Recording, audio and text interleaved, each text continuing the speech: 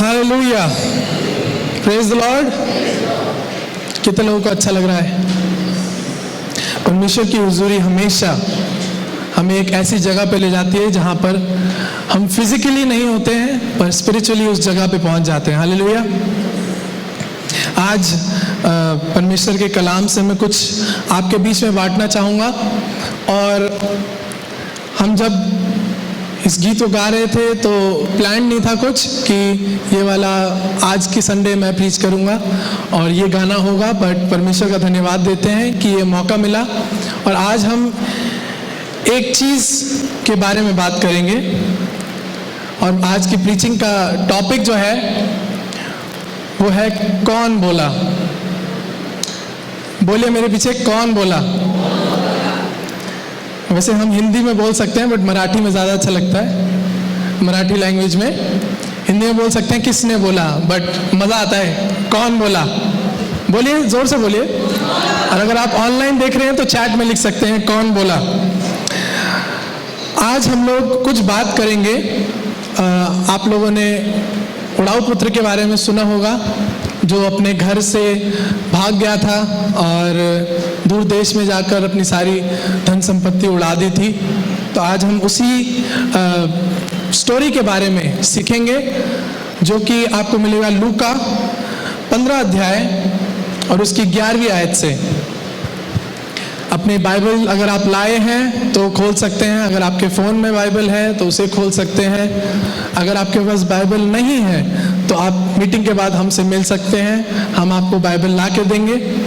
और अगर आपके पास कोई भी अच्छा फ़ोन है या फिर एंड्रॉयड फ़ोन है तो आप डाउनलोड कर सकते हैं बाइबल ऐप और उसमें हमारे साथ मिलकर पढ़ सकते हैं।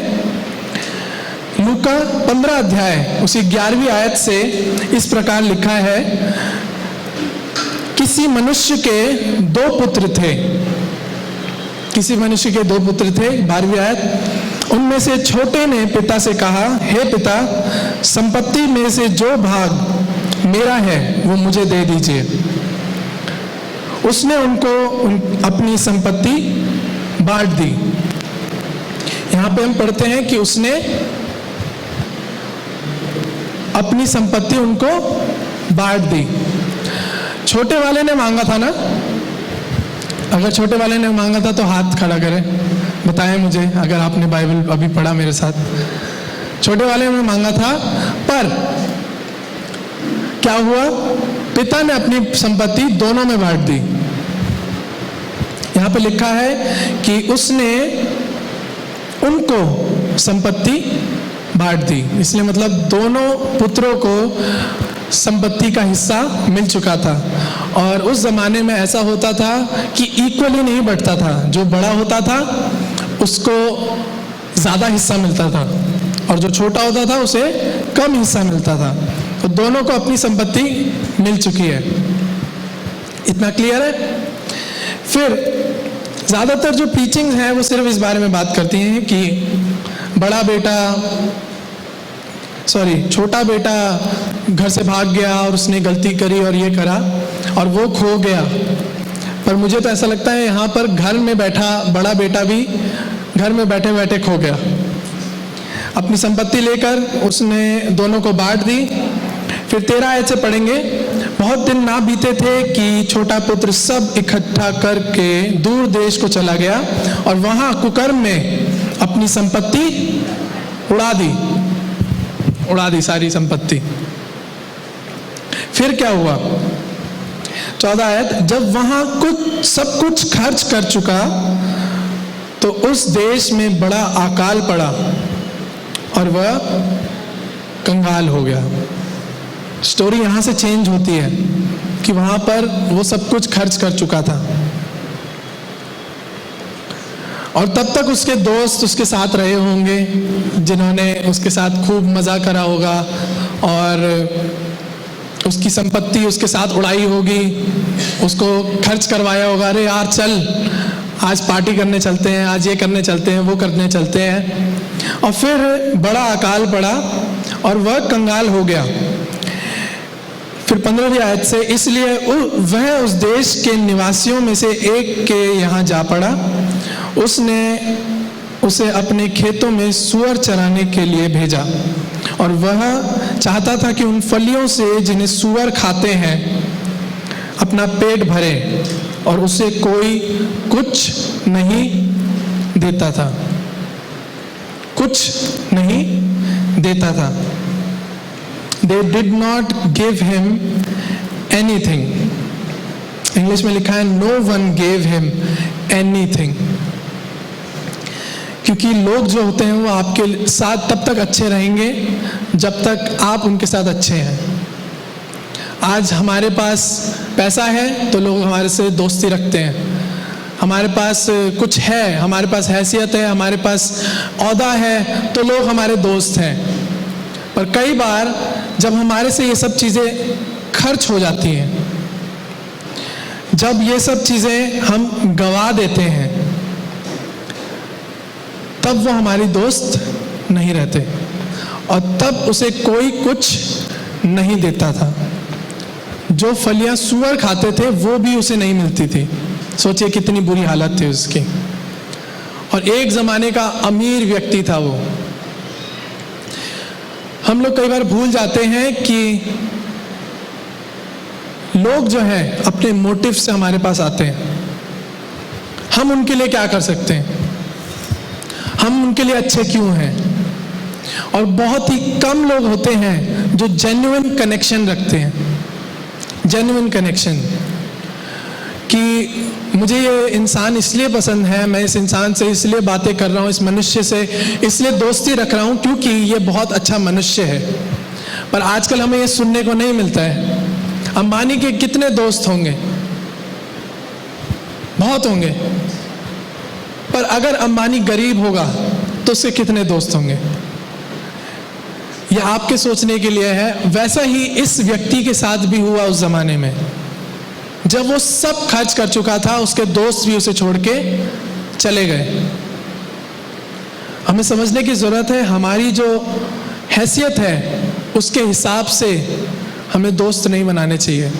कई बार बोलते हैं ना, हमारे पास अगर बड़ी गाड़ी होती तो आज हम उस पार्टी में बुलाए जाते, अगर हमारे पास अपना घर होता तो आज हम भी उनकी टीम में शामिल होते या उन लोगों से दोस्ती रख पाते। अगर हमारे पास आईफोन होता तो हमारे पास अलग स्टेटस होता, है ना। अगर हम अच्छे कपड़े पहनेंगे तभी लोग हमें पसंद करेंगे, वरना लोग हमसे बात भी नहीं करना चाहेंगे। ये सब चीज़ें अच्छी होती हैं, पर ये सब चीज़ों पे हमारी रिश्ते निर्धारित नहीं होने चाहिए।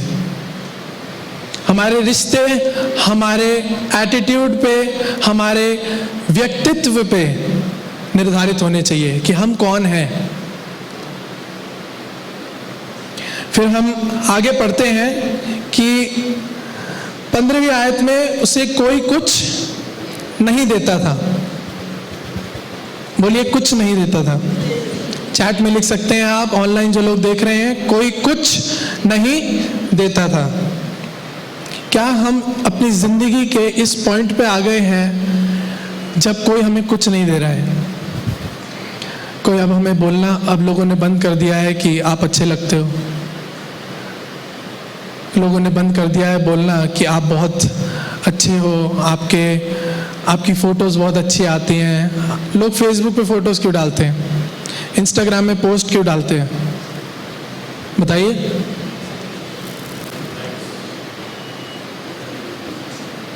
किसके लिए? कि कोई हमारी फ़ोटो लाइक करे। आज हम लोग कई बार इस ऑनलाइन वर्ल्ड में इतने हो जाते हैं, अरे यार मेरे पास 100 लाइक्स आ गए, आज तो बहुत अच्छा दिन है। पर जिस दिन हमारे पास सिर्फ 4 लाइक्स आएंगे उस दिन अच्छा दिन नहीं होगा। जिस दिन लोग हमारी फोटो को देखेंगे और लव आ गया अगर लाइक की जगह तो और अच्छा दिन है। पर जिस दिन फोटो हमारी बिल्कुल बिकी नहीं ऑनलाइन तो अच्छा दिन नहीं है। हमारे दिन जो है वो हमारे लोगों के लाइक्स पे डिपेंड करते हैं, आजकल लोगों के वैलिडेशन पे डिपेंड करते हैं।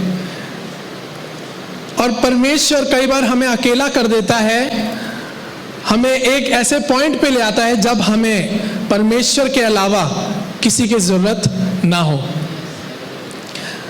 अपनी आजकल ऑनलाइन लाइफ में सिर्फ लोग स्क्रॉल करते रहते हैं, क्लिक करते रहते हैं, फ़ोटो पोस्ट करते रहते हैं, डिलीट करते रहते हैं, अच्छी नहीं है। Scroll, like, click, post, delete, scroll, click, post, delete, scroll, click, post, delete, scroll, click, post, delete,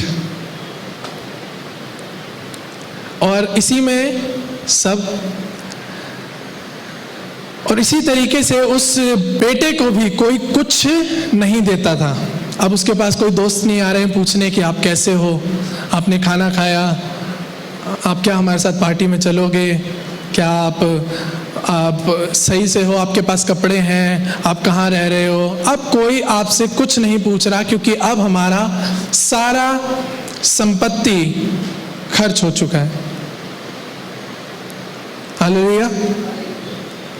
तब उसे क्या याद आता है? 17वीं आयत से हम पढ़ेंगे। जब वह अपने आपे में आया, आपे में आना क्या होता है? He came back to his senses। वो अपने आपे में आया, तब उसे क्या रियलाइज हुआ? मैं हूं कौन?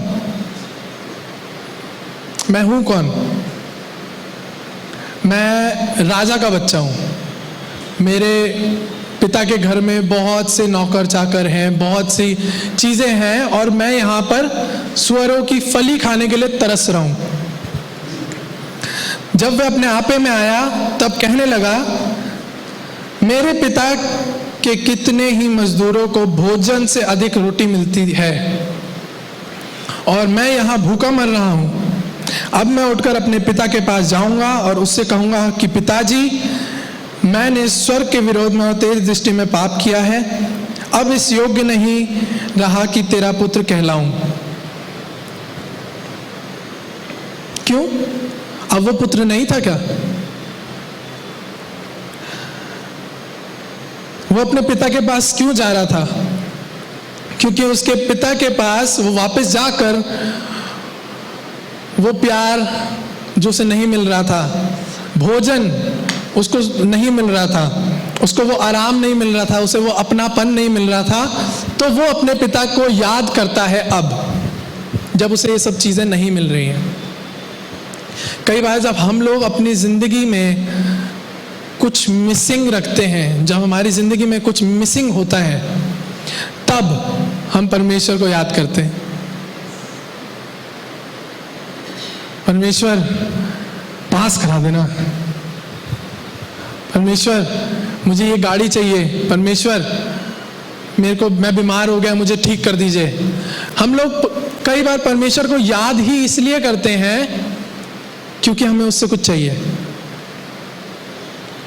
और वो आपका पिता है, वो हमारा पिता है, हमें कई बार ज़रूरतें भी होती हैं, पर ज़रूरी नहीं है कि हम इसी वजह से उसे याद करें। और अब वो कह रहा है कि अब मैं आपका पुत्र कहलाने योग्य नहीं हूं और मुझे एक मजदूर की तरह रख लीजिए, वो ये कह रहा है। और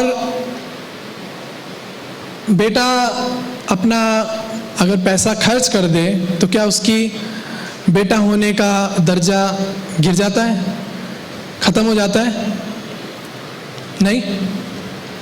तो हमारे साथ यही होता है, कई बार हम लोग अपनी हैसियत को अपनी कीमत से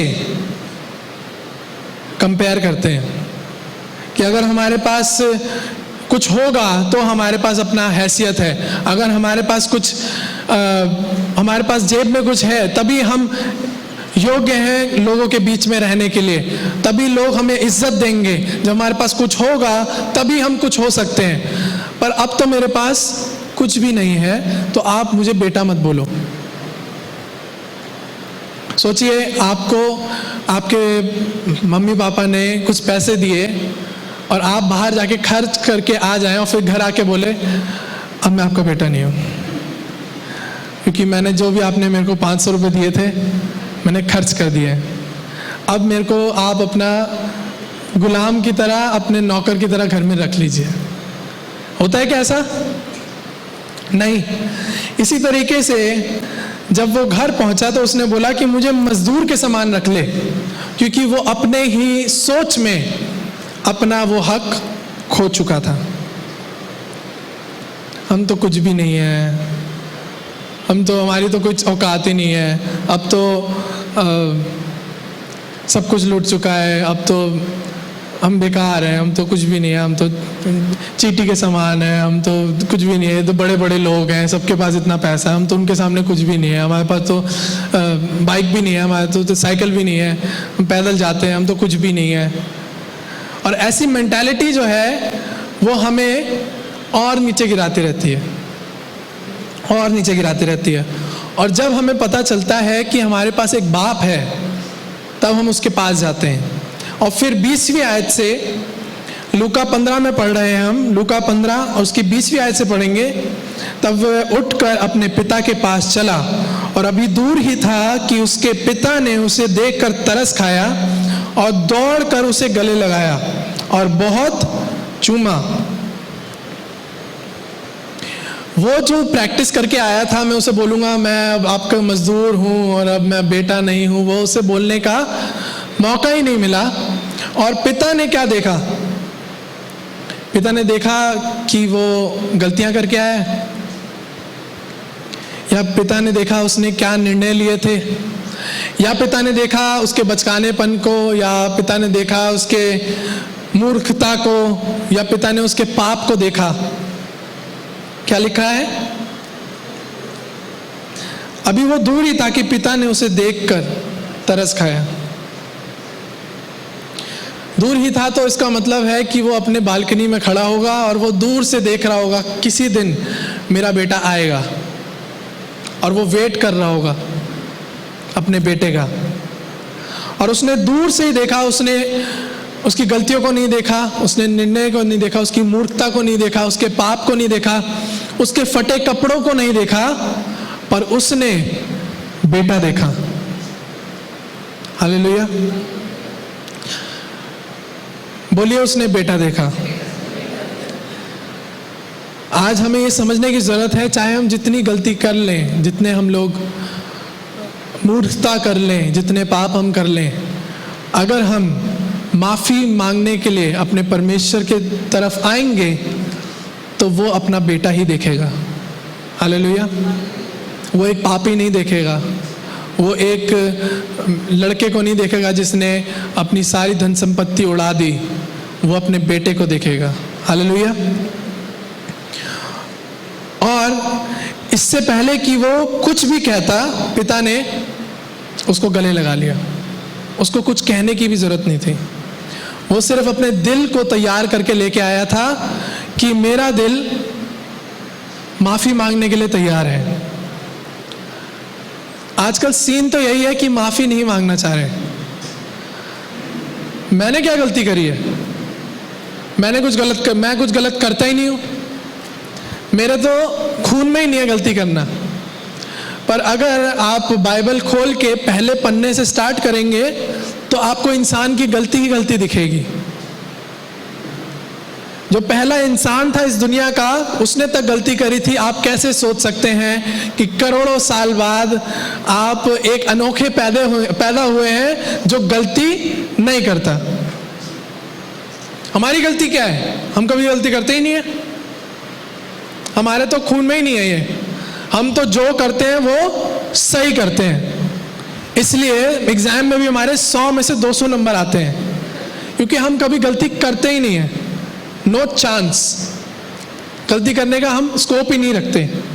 और आजकल परमेश्वर उन्हीं लोगों को जो घमंड से भरे हुए हैं उनसे क्या करता है? अभिमानी लोगों का सामना करता है। यहाँ पे परमेश्वर उन्हें गले लगाने नहीं आएगा। हमारा दिल जो है वो परमेश्वर के सामने योग्य होना चाहिए कि वो ग्रहण कर सके। और फिर उसके जो घर में नौकर होंगे वो भी देख रहे होंगे कि सब कुछ हो रहा है, और वो वापस आया घर पे तो नौकर बोल रहे होंगे, देखो आ गया, आ गया सब कुछ लौटा के, आ गया व्यभिचारी, आ गया ये गंदा आदमी, आ गया ये सब खर्च करके, अब देखना मालिक जो है ना इसे एक थप्पड़ लगाएंगे और वापस भेज देंगे। और लोग उसे, ये हो सकता है उसने पिता से मिलने से पहले ये सब सुन भी लिया हो, इतना बड़ा घर था, दरबान होंगे, चौकीदार होंगे, बहुत से नौकर मिले होंगे और सब लोग यही कह रहे होंगे, देखो अब वापस लौट के आया है। पर एक चीज हमें समझने की जरूरत है कि लोग क्या कहते हैं इससे हमें फर्क नहीं पड़ना चाहिए। हमारा पिता जो कहता है वो हमें योग्य बनाता है। हालेलुया।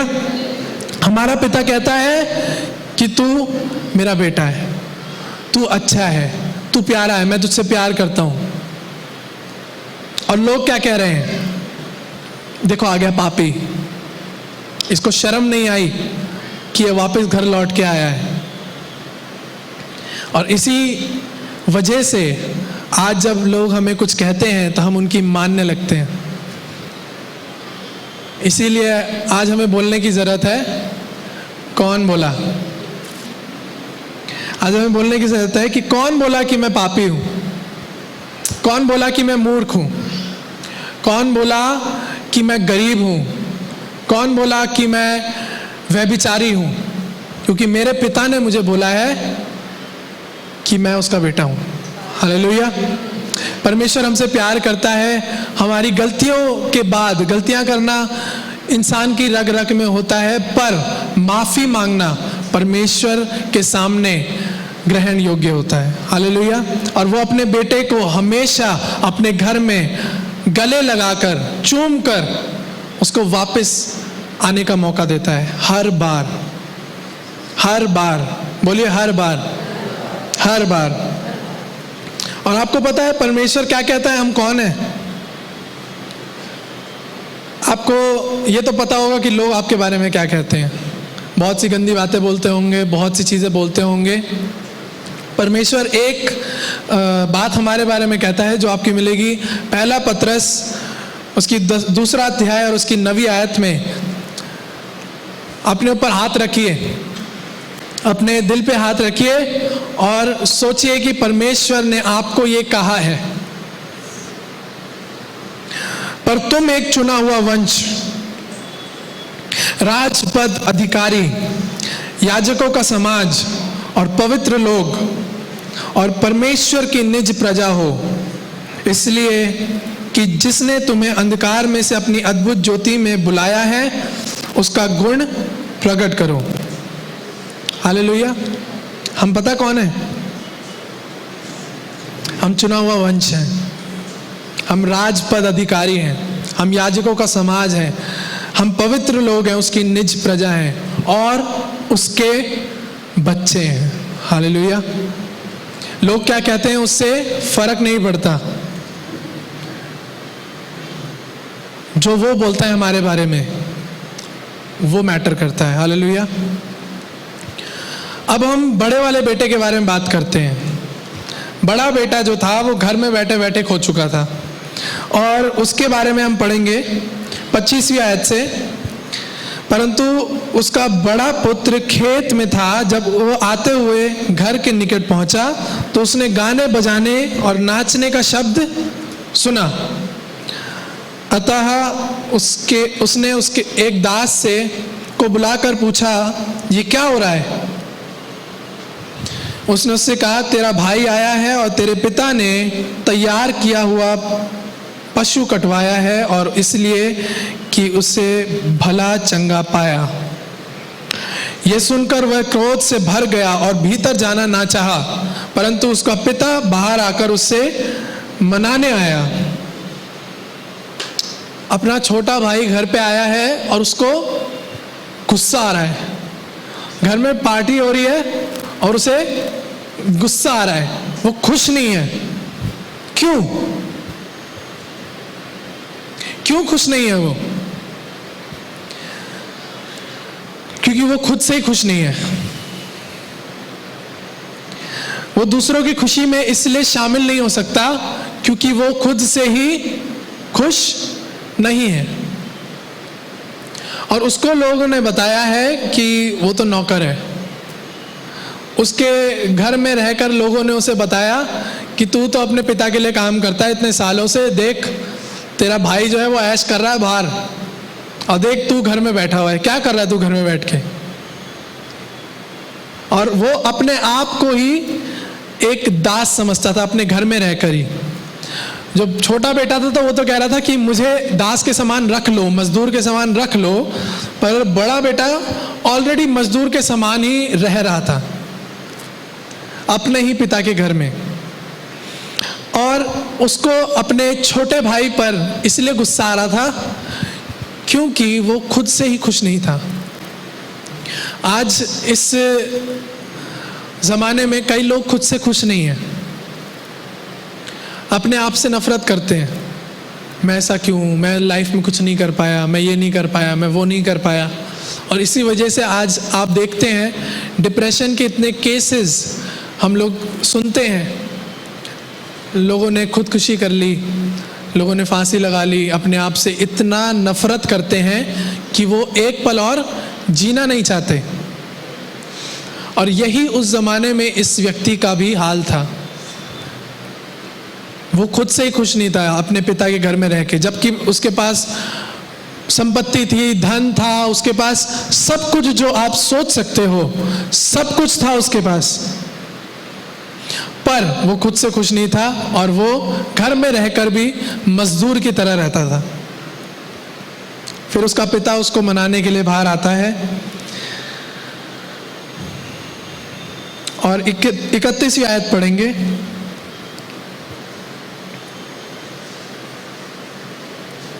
उसने उससे कहा, पुत्र तू सर्वदा मेरे साथ है और जो कुछ मेरा है वह सब तेरा है,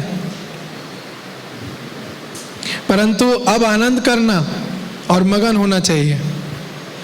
मगन क्यों होना चाहिए? आपने मेरे लिए कभी ये भी नहीं बोला कि एक अपने दोस्तों के साथ जाकर पार्टी कर ले और एक पला हुआ बछड़ा मेरे लिए तो कभी नहीं कटवाया।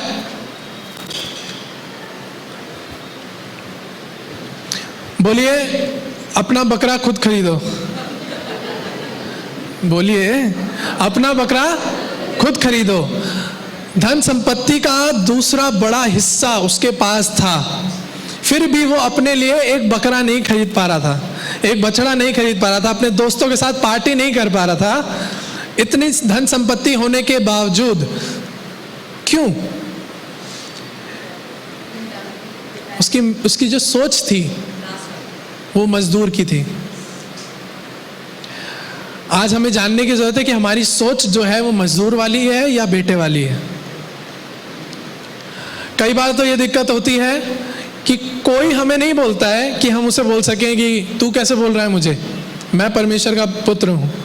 कई बार हम खुद को ही बोलते हैं, यार मैं तो मजदूर हूं, यार मैं तो किसी लायक नहीं हूं, और चर्च में जाके मेरे को तो जाना ही नहीं चाहिए क्योंकि मैं तो पापी इंसान हूं, चर्च तो मेरे को देखना भी नहीं चाहिए कभी। और हम अपने आप को ही नीचे गिरा लेते हैं, अपनी सोच में ही नीचे गिरा लेते हैं कि मैं नहीं कर सकता। मैं जब 11 साल का था तब मैं और गैरी भैया हम लोग चर्च में ड्रम बजाते थे और हम लोग बहुत लड़ाई करते थे, और भाइयों में लड़ाई होती है, और मैं स्टिक्स लेके कभी भाग जाता था कि भाई मैं बजाऊंगा वरना मैं स्टिक्स नहीं बजाने नहीं दूंगा। और ऐसा काफ़ी साल तक चलता रहा। फिर हमारे पिताजी ने हमें बोला कि गैरी तुम कीबोर्ड सीखो, सनी तुम गिटार सीखो, और कोई भी ड्रम पे नहीं बैठेगा, मेरा बड़े भाई है राजा भैया वो बजाएंगे। तो हमने बोला ठीक है। तो उससे पहले एक किस्सा रहा था, जब मैं 11 साल का था तब तो मेरे को फोर्स करा गया गिटार सीखने के लिए, पर मैं छोटा था तब से मेरा इंटरेस्ट था गिटार में। और मैंने एक अंकल थे, वो बड़े सालों से गिटार बजा रहे थे, और उनसे पूछा कि अंकल मैं गिटार कितने टाइम में सीख जाऊंगा? और मैं 8 साल का हूँ, 8-9 साल का। अंकल मैं गिटार कितने साल में सीख जाऊंगा? अरे तुम तो बुढ़े हो जाओगे, कभी नहीं सीख पाओगे। गिटार कोई सीखने वाली चीज़ थोड़ी होती है, ये तो अपनी लाइफ में बस प्रैक्टिस करते रहो, कभी नहीं सीख पाओगे। और तुम्हारी उम्र निकल जाएगी, पूरा तो कभी नहीं आएगा। मैंने बोला तो फिर रहने दो, क्या करना है सीख के, मैं ड्रम बजाता हूँ ठीक है, गिटार भैया अब 60 साल नहीं है मेरे पास गिटार सीखने के लिए, तो मैंने छोड़ दिया। पर 11 साल की उम्र में फिर फिर कानपुर में मेरे एक मामू थे, मैंने उनसे पूछा कि गिटार सीखने में कितना टाइम लगता है। उन्होंने बोला कि प्रैक्टिस स्टार्ट करो, खुद पता चल जाएगा। मैंने बोला ये बात भी सही है। तो फिर उन्होंने क्लास देनी स्टार्ट करी, मैंने सीखा और 13 साल की उम्र में मैंने 5000 लोगों के सामने एक कॉन्सर्ट में गिटार बजाया था। हालेलुया। मैं तारीफ नहीं कर रहा खुद की, और जितने कॉन्सर्ट भी आज तक हम बजा चुके हैं, साथ में बैंड के साथ भी, अकेले भी, मेरे पास गिनती नहीं है। और मैं वेट कर रहा था कि मैं 60 साल का उम्र का होऊंगा तब मुझे आ जाएगा गिटार। पर कौन बोला कि मैं गिटार नहीं बजा सकता? कौन बोला? इंसान ने मुझे बोला। और हमें ये चीज़ समझने की ज़रूरत है कि हमें अपने आसपास भी सही लोग रखने ज़रूरी है। अगर वो हमें उस दिन मुझे नहीं बोलते कि प्रैक्टिस करो और तुम सीख जाओगे, तो मैं आज गिटार नहीं बजा रहा होता। पर हमारे लाइफ में भी ऐसे मोड़ आते हैं जब लोग हमें डिस्करेज करते हैं। और मैं बिजनेस करना चाह रहा हूँ, अरे नहीं हो पाएगा, ये सब बहुत बिजनेस करने वाले बैठे हैं और नहीं हो पाएगा, तुम्हारे पास पैसे भी नहीं है, देखो क्या है तुम्हारे पास, कुछ भी नहीं है, हाथ देखो जेब में हाथ डालो, नहीं है तुम्हारे पास, नहीं कर पाओगे। अरे कितनी चीज़ें होती हैं पता भी है, जिम खोलेंगे, अरे कितने लाखों के इक्विपमेंट होते हैं पता है। या फिर किसी और बिजनेस का नाम बताइए, रेस्टोरेंट खोलेंगे, लाइसेंस लेना पड़ता है, पता भी है गवर्नमेंट से। लोग हमें कई बार अपनी ही चीज़ के लिए डिस्करेज कर देते हैं कि हम नहीं कर सकते, और परमेश्वर कहता है कि हम कर सकते हैं। उन्होंने, जैसे उस व्यक्ति ने, उस अंकल ने मुझे बोला कि तुम नहीं कर सकते, ऐसे हमारी ज़िंदगी में भी कई लोग आते हैं जो हमें बोलते हैं, अरे किस तरीके के पादरी हो तुम, तुम्हें तो पादरी होना भी नहीं चाहिए, तुम तो लायक ही नहीं हो। पर परमेश्वर हमारे बारे में क्या कहता है? क्या हम लायक हैं? क्या उसने हमें चुना है? क्या हम उसकी निज प्रजा हैं? क्या हम उसके पवित्र लोग हैं? क्या हम उसके बेटे और बेटी हैं? हालेलुया। परमेश्वर हमें जो कहता है वो हम हैं, और जो लोग हमें कहते हैं वो हम नहीं हैं। हालेलुया। हम एक और वर्स को पढ़ेंगे जो कि उत्पत्ति 3 उसकी 8वीं आयत से हम पढ़ेंगे। उत्पत्ति 3 अध्याय और उसकी 8वीं आयत। वहाँ पे कुछ इस प्रकार लिखा है 8वीं आयत से, तब यहोवा परमेश्वर जो दिन के ठंडे समय वाटिका में फिरता था का शब्द उनको सुनाई दिया, आदम और हवा को। तब आदम और उसकी पत्नी वाटिका के वृक्षों के बीच यहोवा परमेश्वर से छिप गए। और तब यहोवा परमेश्वर ने पुकार कर आदम से पूछा, तू कहाँ है? तो उसने कहा, मैं तेरा शब्द बाड़ी में सुनकर डर गया था, क्योंकि मैं नंगा था, इसलिए छिप गया। फिर 11वीं आयत में उसने कहा, किसने तुझे बताया कि तू नंगा है? कौन बोला? किसने तुझे बताया कि तू नंगा है? क्योंकि आदम उससे पहले भी नंगा ही था, वाटिका में वैसे ही वो घूमता फिरता था, परमेश्वर ने उसे ऐसा ही बनाया था। पर एक व्यक्ति आया बीच में और उसने उसे कहा कि तू परमेश्वर जैसा हो जाएगा, और उसने उसे कई चीज़ें और भी बताई। मैनिपुलेटर्स, कई चीज़ें और भी बताई, और जो कि वो नहीं था। परमेश्वर ने हमें बोला कि तुम पूरे सब पे अधिकार रखो, लाइफ इतनी अच्छी है। पर कई बार हमारी लाइफ अच्छी होती है, उसे खराब करने के लिए भी लोग बड़े उत्सुक होते हैं। कई बार शैतान इन लोगों की द्वारा काम करता है जो हमें बताते हैं कि तुम बेकार हो, तुमसे नहीं हो पाएगा। क्या गाना वाना गा रहे हो चर्च में? ये कोई लाइफ होती है? अभी बॉलीवुड में जाओ, पैसा ही पैसा है, पैसा छाप रहे हैं सब वहाँ पे। अभी जाओ बॉलीवुड में म्यूजिक बनाओ, जाके बॉलीवुड में गाना गाओ। अरे मेरे को ये गवाही बहुत अच्छी लगती है। पास्टर अमित कामले को अगर आप जानते हो, उन्हें सबसे पहले मौका मिला था सचिन तेंदुलकर की मूवी में गाना गाने के लिए, और उन्होंने उसे ठुकरा दिया था। परमेश्वर ने उन्हें उसका अजर दिया है, और आज हम सब उनके गानों से बहुत आशीषित होते हैं, बहुत ही सुंदर गाने हो जाते हैं। बताना नहीं चाहता हूँ कि जो परमेश्वर ने हमें बनाया है, अगर हम उसमें स्टिक रहें कि परमेश्वर ने मुझे वैसा ही बनाया है और परमेश्वर ने मुझे यह काम करने के लिए कहा है, तो मैं करूँगा। और कोई मुझे कुछ और बताए तो मैं उसे नहीं मानूंगा। कौन बोला? कौन बोला कि मैं विभाग नहीं बना सकता? कौन बोला कि मैं रेस्टोरेंट नहीं बोल सकता? कौन बोला कि मैं स्कूल नहीं बोल सकता? कौन बोला कि मैं चर्च में गाना नहीं गा सकता, मैं प्रीचिंग नहीं कर सकता? किसने बताया?